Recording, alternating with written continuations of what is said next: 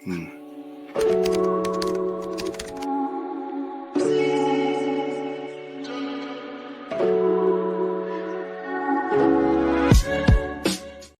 kan soi fo thin shiurna te meibaka gentle te hopon an khel thin he thu hi du than theina hi mishing hian kan neya mo a big takin juda phei chon du than theina kan nei ni du than theina kan nei bekhirat khofshi kan ti ta du than theina bekhira ti chu du thang mo du than anita khofshi ti chu free taka du than theina kan nei ni hetilaya hianin ama saberin enge du than theina chuna huamang ti a hianin thil zaude wina clear thaya tin zaude wa kan clear da kha zim de wina in sorbing le do ni enge om si ka ti chuan tia soi hi om tatro emuna vel te pom shur da ta po kan ngai thato thin nge yanga hakol bidei shamaim khuts mi irat shamaim kan te thina ni mo engkim hi chunglama tang mo pathian ron thlen tir ve khani thil pakhat chi irat shamaim pathian hlo na chaw lo chu engkim hi pathianina aron thlen tir ni ti kan soi thin ni chu ta tang chonin a ri rong tur chu mu ruk a hriat thiam ruk theng tro hakol bidei shamaim khuts mi irat shamaim kan ti ta engkim hi lalpa pathian ro ta ni pathian hlo na pathian tri na chaw lo chu ti khan kan soi thin ta engi om zia kan ti chonin pathian tri na hian eng tiang nge pathian tri na hi ka tri ti ka soi atang khan ka tri nge wo ka hlau pathian ni ka hlau tak tak min ron vopop ma mi ron lungi mi ron deng hlum menga mo mi ron ti hlum menga ti ang zong kan hlowa khatiang khai ngai tu ngai pathian hi ka hlau chun engong nge ka om tur mo engenge ka hlau na khak ti lan tur ka hlau ka ti chun mizo tonga hianin o anda dik thawe ivrita po hlau ti chu pokhet tina ni ta tri ti chu ira ani ta ni chu ta point irat shamaim kan ti kha irat shamaim pathian hlo na pathian tri na kan ti kha pathian tri na kan dei tak tak na turi kan thin lung chung ri la tang mi ron ke ma ni na tu man eng ang pon kan chung ami ti me kan chung ro rel tu kan ti da me tunge kan than tin prime minister te mo politician ho ni mo police an ni mo sipai an ni mo court lampak an ni mo pathian ni hlau tur ani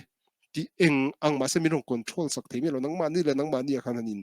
chin taula in thin lunga pathian tri na pathian hlo na pathian za na tuna hen pathian pangai na lampang kan na soi lo nia hi chu a level la sang le zok ta pathian tri na hi inei nge tur ni mi ron tim eng ang ma se ka thin lunga ka pom thap ma chuan pathian tri na kan soi lai hi tu ma mi ron control sak thei lo ne o pathian nge pon mi ron control sak lo he chung chang a chan chu hei ke ma ni du than na liao chawa omanita chuwangin mitam tak chuanin hetila hian tiang kan soilok bekhirat khofshi kan te du than theina free taka du than theina mo zalen taka du than theina kan nei kan ti henin enge om zia mishing chuanin du kan thang theya mo ma se kan du than na ang khan kan ara kan seng theyem kan dong theyem ti chung changa chuanin thil om zia kan ti don be tiang ka soyang thil kalphung o mani chumo hei physics te pon dan kalphung dan na nei ta mathematics pon kalphung dan formula khating chi sang kha nei ta chutiang deuh chi chuan mihring nuna po hianin mihring nuna po hian i kan thin lung chung changa te kan thuak chung changa te kan thuak ina ngai tu dan te kan thin lung ina du na thin lung atanga angai tu dan te hi i akal phung om ve ni mo ka thuak chuanin thil chia le tha ka tuna ka thil nei hi ka tana thil tha ni em ni loem ti te ka thil ti la ei ka tan thil tha ni le ni lo te min hril zu zut thei min hril zu zut ti chu ka thuakin ka hra thiam vek thei ma se ka thin lunga kha chuanin a lo du tlat mai thei lo i tlat mai thei chu wang chuanin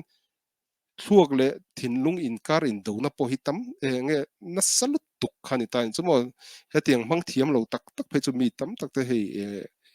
lung ngai na ten tulu ta depression kan ti te khatiang khan nei ta kan ti sa kan ti da mi kan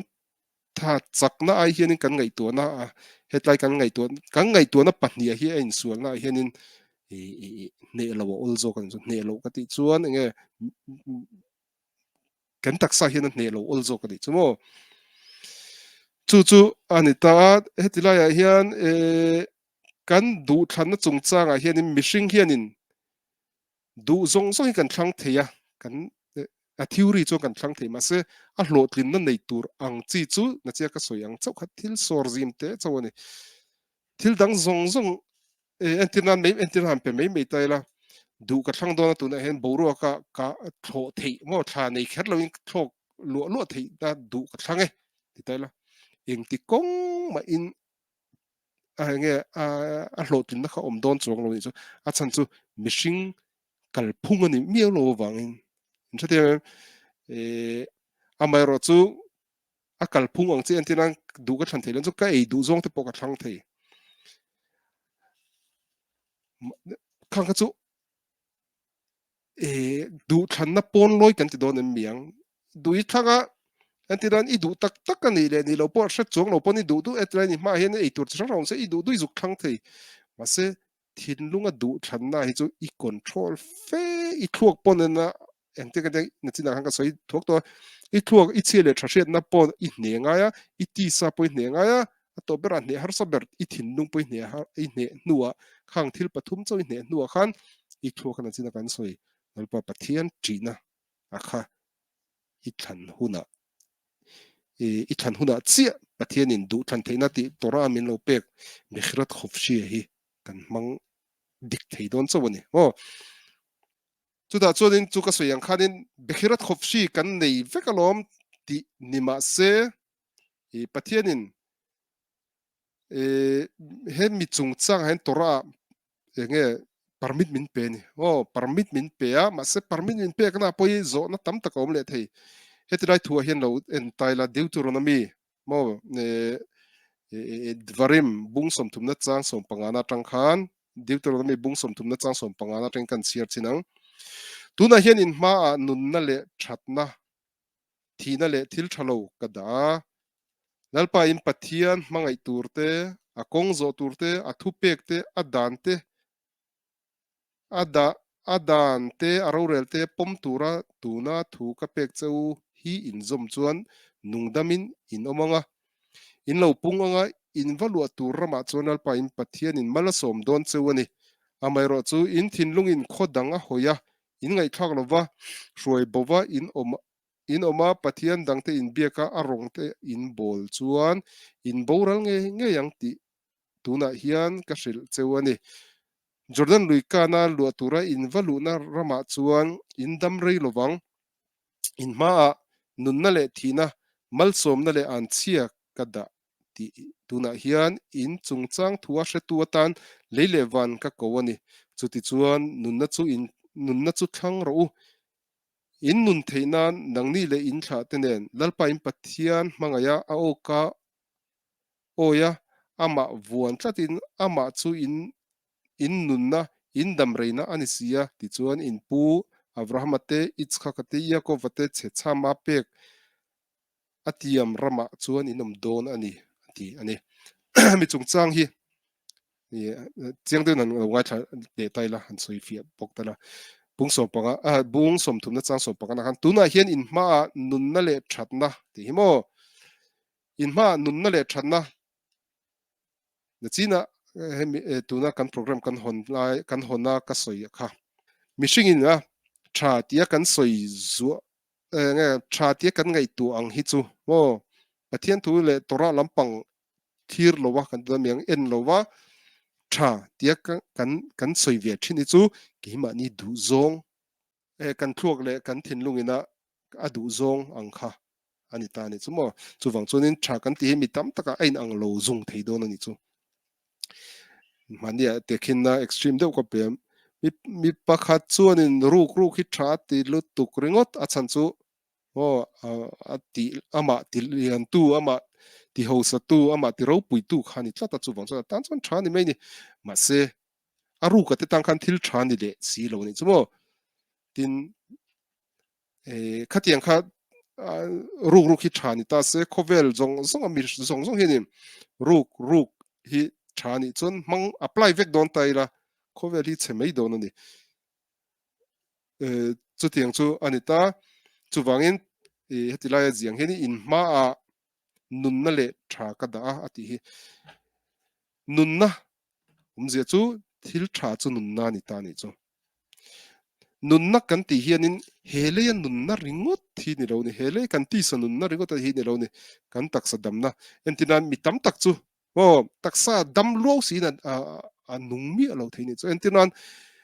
enge mun eng khom hun nge nomber kan ti chu entina khatuna mun te mo mi in nei na lam chu tui tak tak den music moi tak tak nen mi thom thon na ber hain kan kal khom ta ni chu mi zong zong kan lim kan lom kan zuang lam khatia khani kan lom kan lim fek kan ni chu ase kan zinga khan pitar te pakhat chu am mel nga hi lo mel ka lo mel tlok khati khanin amit tui kha lo sur zung zung mai ni kha pitar khan nge ngai tu de kan ti chuanin ani kha chu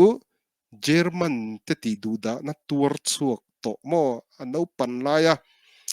nge chung te zong zong ro tui na me an ro sak ama po khatiang salang me an chhor khatiang khania a ril ru khan a kha a ril ru le ngai tu na zong zong kha rama German rama ti du da na khan la cham bang khat me ni lim na le khatiang music moi tak tak mi an zuan so an lam so na kara po khanin a mu ve lo ni mo a taksa chuan zinga khan om ma se a ngai ton chu German ramati du da na khan la om dei be chu wang chuan kha pitar te khan adam chung khan kan ti don miang khovela mishing te ngai mun lim om mun nuam lu tuka po khanin ani chu mun shom tak a khanin enge a feeling zong zong khala dani chu wang chuanin mi dam reng chung sian an nung mi alo theini chu wang chuanin he khovela he tilaya pathian tora soyang hian nun na le thatna ati hi ain kopani mo thil tha chu nun na ni hian kan ron soi photanga topa kan khai khom done enge ni chu tha chu eng tenge ti kha kan she ta poimo le don chuanin a dota thina le thil thalo ka da de thil thalo po chu thina ni thi kan ti khan chu tu na kan soyang khanin taksa nung lo chunga kan nun na kan ne shama thi dei to po khan kan kal lo mai thei om zia chu he nun na hi thalo do she om na mor he khovel hi shem huna kan in chan tir thei ni chu tin hetila hian chu nge a psychology taka he khovela nun na khovela kan dam la ya thil theng thi ni ma se kan thi nu pia rama kan thi nu pia rama po kan tharawa hi adam chun zom zel do nem ti chu heta tang poina hriat thei ni mo pathianin tha I khan lo chuni thi anga ti miau chuanin enge om zia ti khan akina atopa kan khai khom do nia tuna hian in ma nun na le thanna thi na le thil thalo ka da chang som pangana ni ta cha som paruna enge ron soi lalpa in pathian mangai turte pathian hmangai turte thil tha chu lalpain pathian hmangai turte a kong zo turte ta hi everything eng tinga in zia re na ta telefone kha hayom eta khaim ve ta tov ve eta mavet ve et hara אשר אנוכי מצווך היום לאהבה את אדוני אלוהיך ללכת בדרכיו הקונג זאת תורתה ולשמור מצוותיו המצוות התופקte vong kata zom turte ve khukotав ומשפטיו khok temo adante le amishpatav arorelte khatiang kha zom tlat turin thu min enge thil tha te chu an ti tan chumo lalpa in pathian in lalpa in pathian mangai turte a kong zo turte a thupek te a dan te a ro rel te pom tura hetilai hianin mizo tong chon a dan te a ro rel te ti kan tiang kan chu kan chiar zo zo ma se hengi enge om je kan ti chon a thupek te kan ti chuan tora a dan dan ni loin thupek zaruk som pathum om te kha kha a thupek a mitzvot te chu ni heta tang hen enge om zia kan ti chuanin na china kan soi lai nun theina tura nun ti khan kan ti sa nun mai ba kan kan dam lai kan nun theina turte kan ti don miang kan tharau in nuama tia katianga an nun theina turte mai ba kan thi nu pia rama kan tharau nun chun zom zel nei theina turin olam haba chan vo kan nei theina turti om zia ni chumo chung chun enge ti tur enge thil tha chu kan ti chon tu na ka cher to zo ta khan lalpa pathian hmangai tur te a kong zo tur te lalpa pathian kong chu halakhot kan ti kha bo entinan shabat iser turane shabat chu isarang turane ya iser turane ti thupe ka om tup mai ni chu chu chu thupek hetlai kan soi thupek mitzvot a hinita a kong zo dan tur chu a halakhot shabat halakhot chu a bu cha lutuk ngo ka tiang kha kan zira kan thiam lo chuan shabat kha kan bo chepal theidon ni chu wang chuan mitzvot thupek kan zom theina tur chuan lalpa pathian kong halakhot a khang kalangai ta ne a thupek te adan te ti chu a a a khukim ho kha khok kan ti re rang chu en tinan kha paraduma chungchang te pamo bong la sen vap chungchang te po khok zing mi ni khok kan ti chon lalpa pathian dana in top he khovela mishing te zinga in shilfia vak vak maila ani na tik tak kan ti dami ani na thu kha om zia ri la kha kan shilfia phachuak zo lo ni nakina ma shiak lo kal huna a hovin tora te kan la ziranga chu ti huna chong kan la shedon ani entinan sava no lak kan ti te sava pui no bo ano kan lak don mo atui kan lak don chon apui kan not kiang hasa turani ti te po mishing te nga a higayon kan ti mishing te ngai tua thiam dana chon engang pon apui khana khongai lo na turte kanan tia ma se kha khala tok lo ni engem mo chen chu dik tho ma se ala tok lo ni kha ai thuk kha thilo mani chu wang chonin mishing dam lai kan te mi he khovel olam ha ze a hen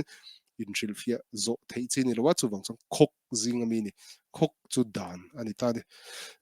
khatiang kha tora hianin chi sang sang a om tin a ro rel ti te po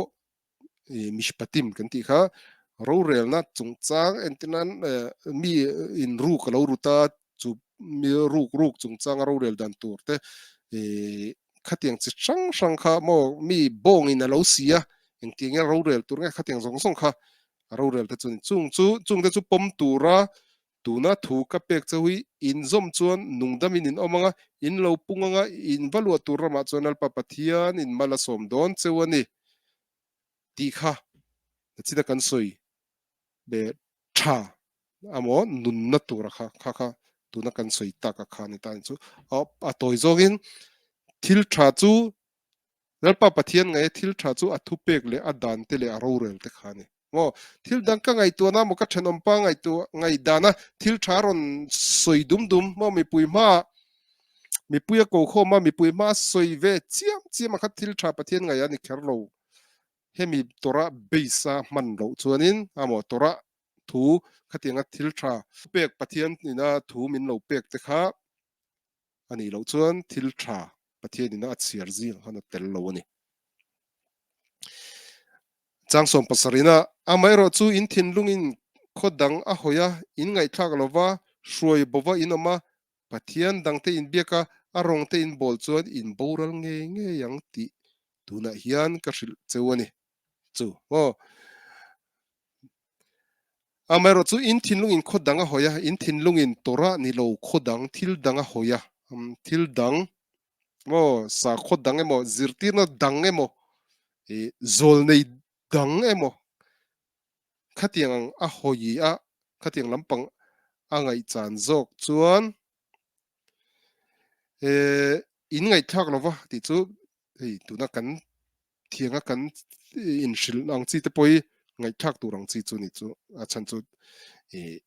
mitzvot tu na kan zirla poi mitzvot ta ni thu pe kan ni tin e inom na shiurte inom na hun sang sanga shiurte in donga khatiang hang khang ngai thak tu rania in ngai thak lova shroi bova inoma mo shroi bova inoma ti chu in tha thiam mai ang chu o tiang na me ho teu pakhat ka so yang in khom turin shabat nia in chuka in atangin thada in chuka in khom tum ase kong laka gentle mi chien kan to ka chien in lo to ka chuta chong kal lo kang ti khati thiam de na ron shil ta chunin kalpui tir dai chunin po kha hroi bo na chi khatani o thil tha ti tura o pathian in thil tha ti zinga mi kha iwati na tur lakata lo hroi bo wa in oma pathian dangte in biaka o pathian dangte in biaka tia po hianin lalpa pathian biak dan kong na china kan soi tora dan ani lo chuanin midang zong zong in pathian an biak dan midang zong zong ka ti chuanin gentle tena pathian eng ang pon kan pathian hil kerovin ron address ma se ron biain ron trong train ron trong trai trap hliam hliam ma se chu chu lalpa pathian kong ani to lo ani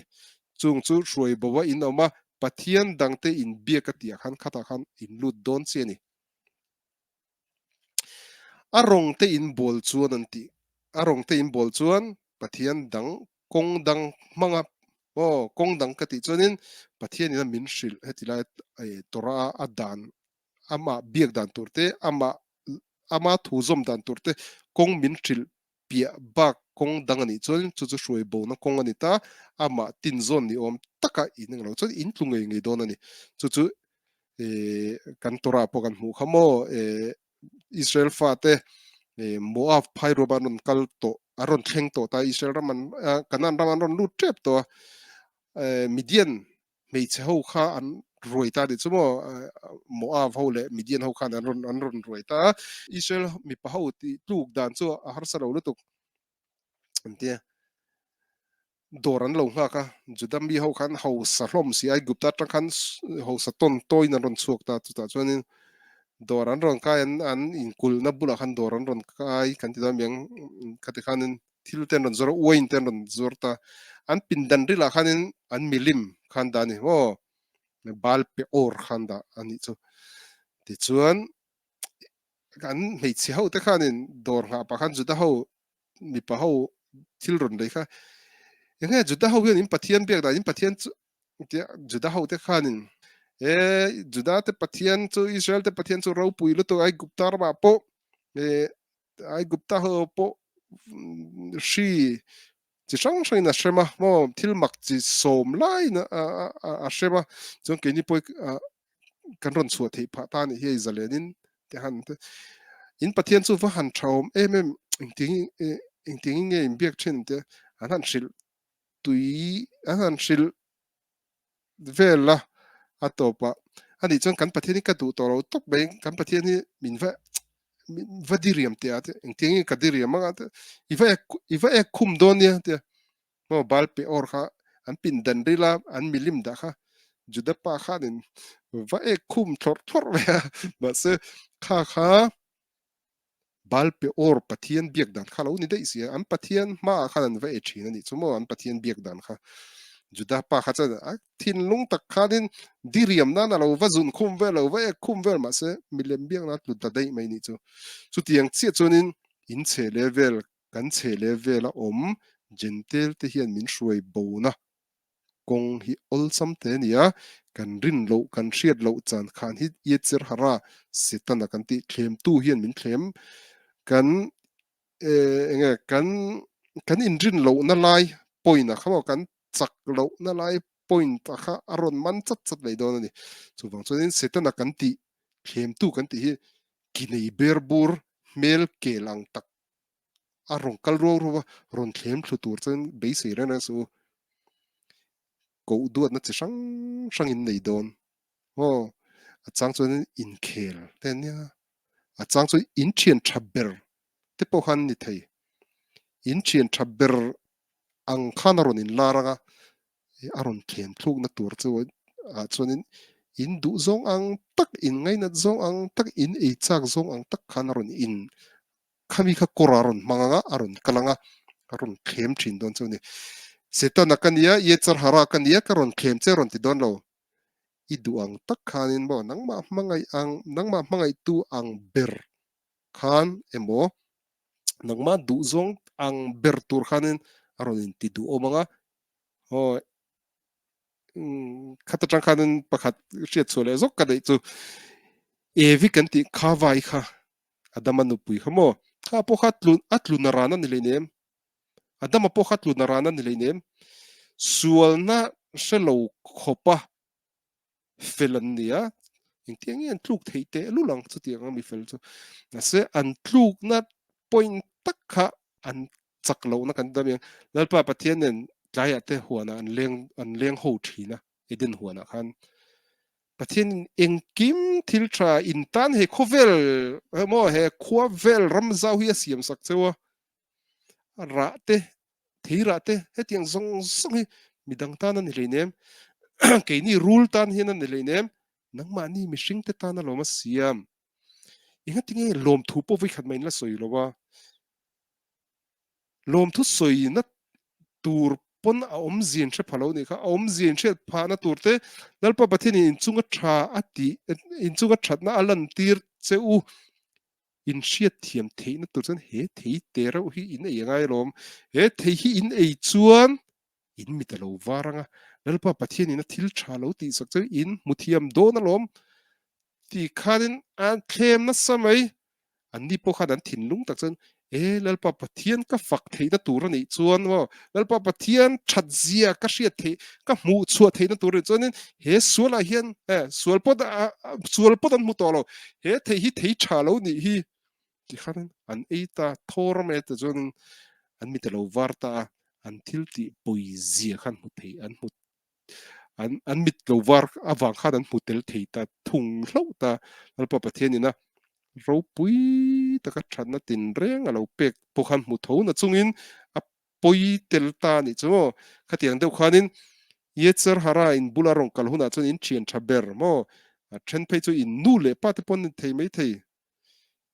a then chu in chung khat vua wang khatiang mi in ta na mi thatop kho ka ngai ngai pokhan thei in zirtir tu te pon thei in le khazir lai pon thei chung ang chuan aron thlem huna cheu chuan lalpa pathian achina kan soi tak a mitzvot te a khokim te a mishpatim te thupek te dan te rorel te kha siren da yecher hara kha idin thlem thuk tir vai chuanin in bo ti na khani don roi bowin in om ti na khani ta pathian dang te in biak na kharon ni chho to mai don ani mo ol sam tuk mi chen khat chu lungleng mi te ten siam the lunglen na thil te enge moten an tong theya khata khanin an lunglen na tu an lunglen na awang khanin nge tun chu ma setan rong kal yecher ra thlem tu setan rong kal chu thil dang ni lo ale khabu a hlabu te po khani ta dai theini chu chu wang chuanin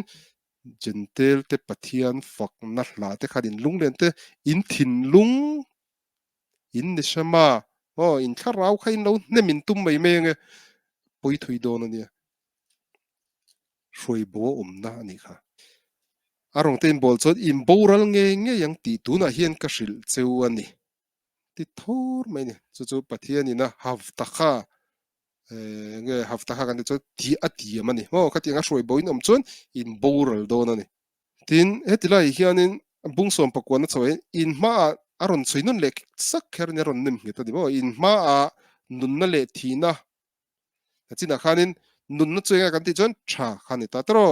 tha ti khan ron sei to chang so pakana khan tira hianin in ma nun na le thina aron tinon le ni enge thina nun na le thina chu nun na chu mal som na ani ta ni chu mal som na nun na kan ti na china kan soi tha lal pa pathian kong te a thu pek te a dan te le a ro rel te a kha kan than chuan kha kha tha ani mai pia lama khan mal som na la ni le ta ni chu mo van nei na kan don miang mal som na om chu van nei na ni kan thil ti na zong zong a mui ngil na ho kan kal chuka mui ngilin kan ron hole chin don ni khatiang kha ani ta ni chulal pa pathian chu tha a thafam ki ma ani na amma hut po tha ni khovela siam chante mishinga siam than te po thatna a chua du wang chawni a chan chu thatna a chua na ani na amma hut ti fam kim tur chawin he khovel te mishing te siam ni o a chan chu ani na amma hut chu tha ania tha chu thatna dong tu nom si lo chuanin a fam kim lo ni chu wang chun ani na ti fam kim turin omzia chu a thatna chua dong turin lei mishing te a siam ani chu chu tuna kan soila ya khanin achina khanin nun na chu tha kan ti khanin ta thil tha ti na thil tha khanin ta thil tha chu enge kan ti chong kan soi to khanin a dan te o tora zom tora a om zom tur om zong kha tora kan ti chong mo sia le khabu panga kan ti kha khata zom tur om zong shabat ser tur te thil chi sang kha tiang zong kha thil tha ti chun ta chu thil tha chu tuna henin a Deuteronomy bung som thumna chang som pakwana hen mal som na ron ti le ta mal som na ni braha le anchia chu enge thina kha mas kan soi to ha thina chu thil thalo thil chia kha asina kan soi kha ni ta tuna hian chu enge kan ti chuanin anchia ni le tan chu lalpa pathian thang lowa yetser harra mo min thlem tu te min min thlem tu te thil thalo khatiang chi shroi bo kanom theina na cha te khin na kan pe ang zong kha tun tu ba chona ron nem nge na hianin eng tinge soi an chia ni le tan chu an chia chu enga kan ti chon na china kan soi lai mal som na le ling hlo kha ni mui ngil lo na kan thil ti na pianga hlo cham na kha ni le ta ni chumo chumi atan chuan thu she tuwa hete kan chiar le lokanga mal som na le an chia ka da ti tuna hian in chung chang thua thu she tu atan leile van ka som ani heron ti tan chu leile van nga ti ge som kan ti chuanin mishing te hena ma mishing zol nei ro pui ber po kha thu she tu ada ta se chuan chu thile meido na thi nu chuanin mi ten nge phakar chuin kan da meng vervek chuin thu she tu pom tol heinem an ti thei don ani ma se khang zong khal khan e e mosia kan dan min pe tu kan da yang pathian an ka pathian thu pek ria miron hret pe chong tu chuanin heng zong anem he na tur hian thu hre tu atan leile van asomani omzia chu leile van chu mihring te om chung chu a chengai don ro ni mo leia chet chuan mihring te pon thivek don van a chim chuan mo mihring te pon thivek don chu wa chuan